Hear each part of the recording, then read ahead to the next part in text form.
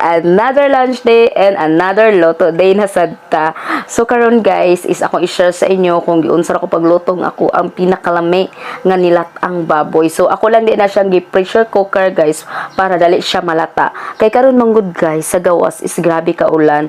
So kailangan magluto ko og init para sa amo ang paniudto.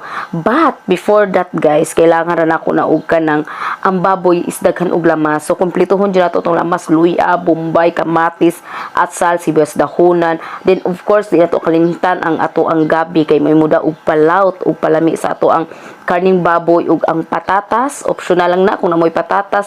Then paghuman ana guys is nalata naman siya, gi-transfer na ako sa kaldero. Then ako din ang gitimplahan. Dayon asin is dakita kay para di ta malahan og engkanto. Dayon dili na to kalimtan ang sili kung isog ka. So mao na nato naluto guys ug diri na nahuman ang atong vlog.